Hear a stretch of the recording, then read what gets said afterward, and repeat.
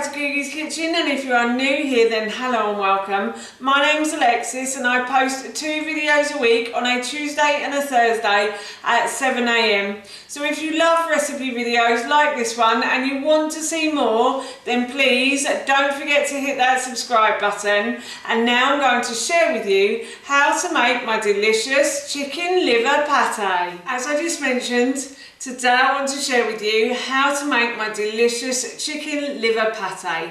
Now, chicken liver isn't the prettiest of foods, and I have to be honest, it doesn't smell that great either, but when made into a pate, it is super tasty, I promise you.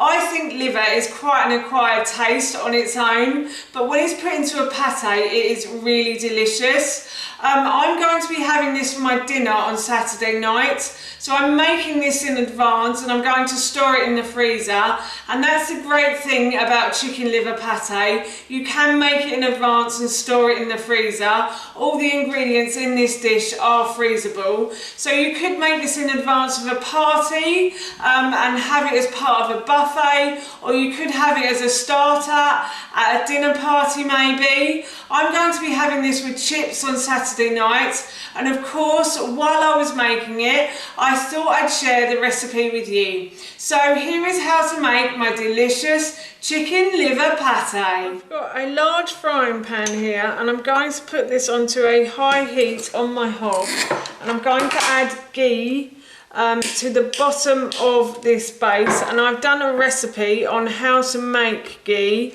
and I will link it in the description box below for you. So I'm just going to put a tablespoon of ghee into the bottom of the frying pan and I'm going to let that melt down now. So my ghee has started to heat up now, and what I'm going to do is I'm going to put in 1 onion that I have sliced and diced. So I've just peeled, sliced and diced a red onion. You can use any kind of onion you like with this recipe.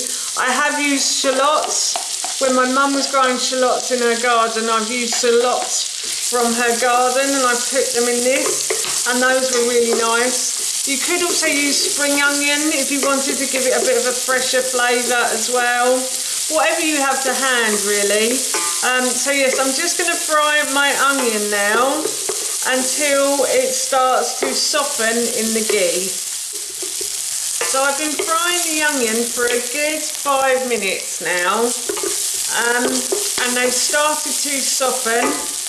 And what I'm going to do is I'm now going to add some thyme and some rosemary that I've just simply removed the leaves from the stalks and I've chopped up, so I'm just going to add that in as well. And I'm just going to fry for a further minute or so, just to heat through the rosemary and the thyme. Oh, that smells really nice, that does. Oh, it just, when you fry it in this sort of oil, it just brings out the essential oil. And the essential oil is actually, in fact, a good part of the food for you. So it is good to do this. So yes, I've fried this for about a minute now, and what I'm going to do is I'm going to add my chicken livers in. So as you can see, these aren't the prettiest of foods. I might just turn my heat down slightly because the pan is getting a bit hot. So yes, I'm just going to add 1, 2. So I've got about 500 grams of chicken livers there. And yeah, you can buy these from most local butchers. I've never really seen them sold in the supermarkets before, but butchers tend to sell them in the UK at least.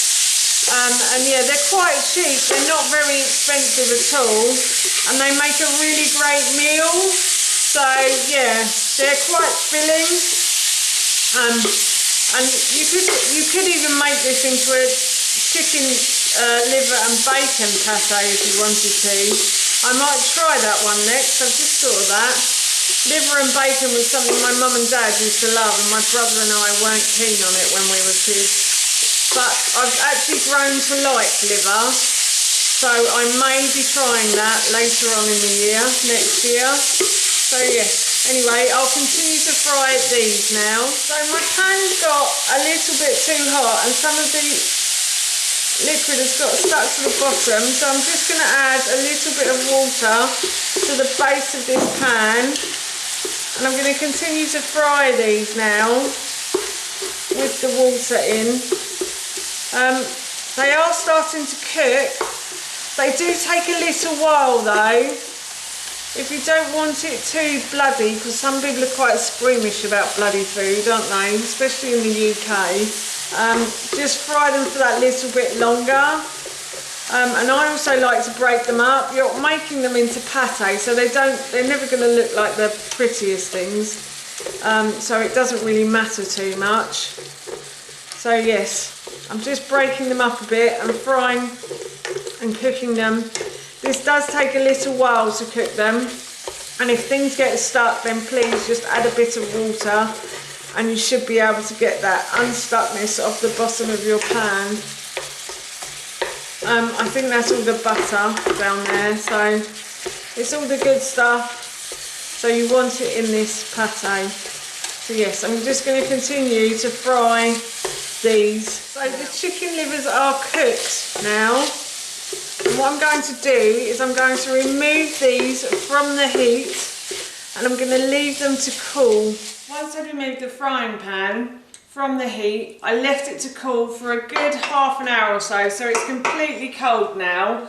And now what I'm going to do is I'm going to put the chicken liver mixture into my food processor, and I'm going to blend this with a little bit more ghee.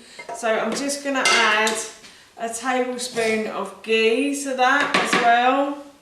So just do a little bit more.